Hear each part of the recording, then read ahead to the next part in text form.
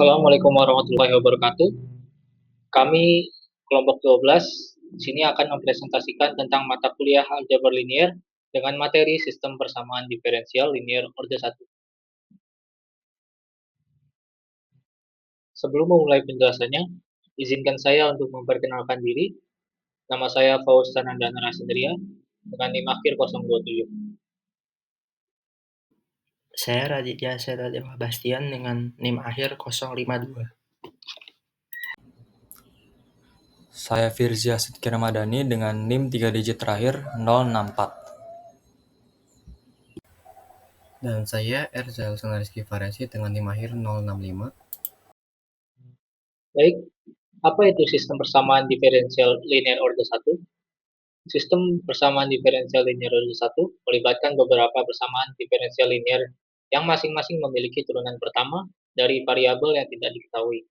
Sistem ini bisa digunakan untuk memodelkan berbagai fenomena dalam fisika, teknik, ekonomi, dan juga bidang lain. Lalu berikutnya kita akan membahas bentuk umum sistem persamaan diferensial linear orde 1, penyelesaian sistem homogen, dan juga penyelesaian sistem non-homogen. Dan juga nanti akan kita berikan contoh soalnya.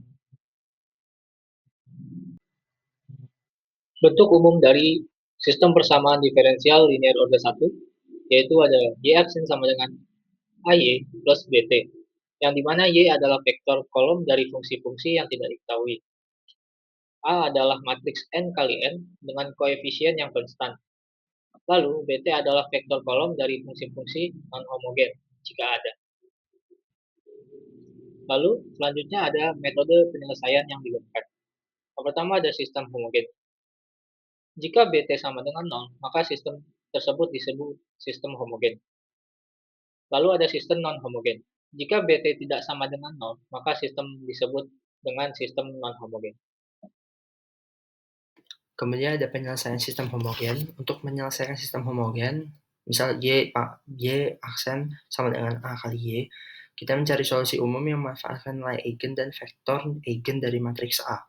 Langkah yang pertama adalah cari nilai eigen lambda dari matriks A dengan menyelesaikan persamaan karakteristik determinan dalam kurung A dikurangin lambda dikali I sama dengan 0. Lalu kemudian ada cari vektor eigen V yang sesuai dengan masing-masing nilai eigen dengan menyelesaikan A dikurangi lambda kali I dikalikan, itu semua dikalikan dengan V sama dengan 0.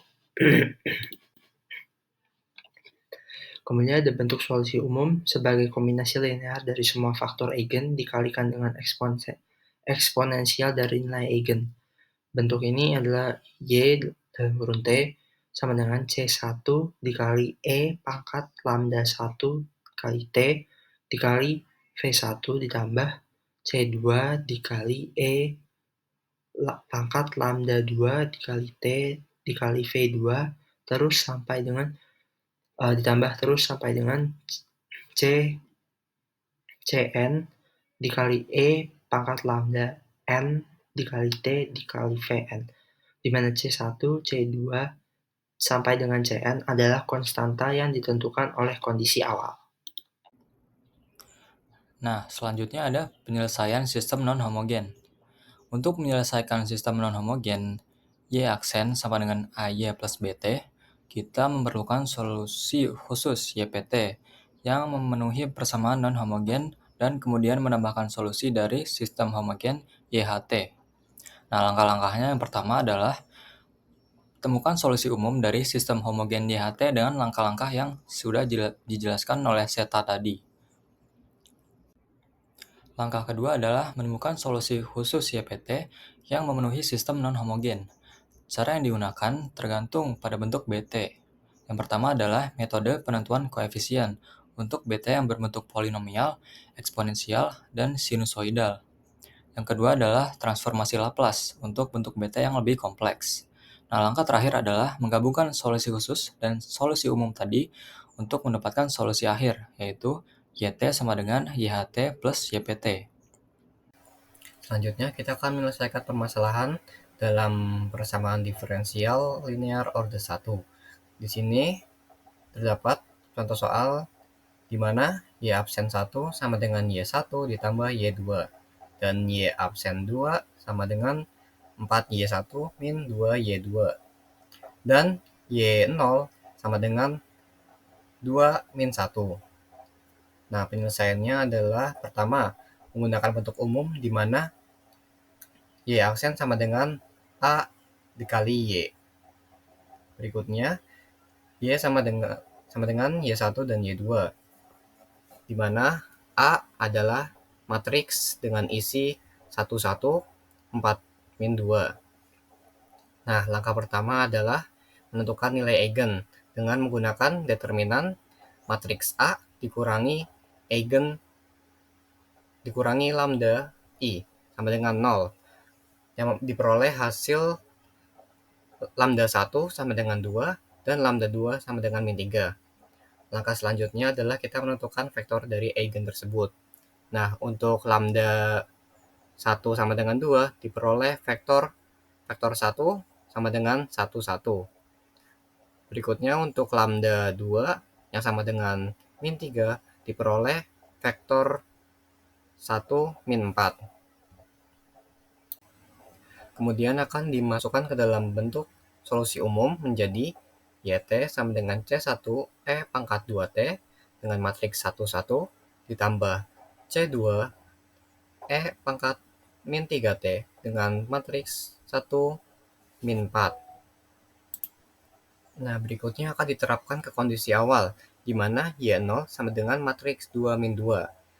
Itu diubah menjadi C1 matriks 1, 1 ditambah C2 matriks 1, min 4 sama dengan matriks 2, min 2, di mana diperoleh C1 plus C2 sama dengan 2, yang menghasilkan C1 sama dengan 2 min C2. Hasil tersebut disubstitusikan ke C2, di mana C1 sama dengan 4C2 sama dengan 1. Nah, itu disubstitusikan diperoleh hasil C2 sama dengan 3/5. Nah, C2 sama dengan 3/5 ini disubstitusikan kembali ke C1, di mana memperoleh hasil C1 sama dengan 7/2.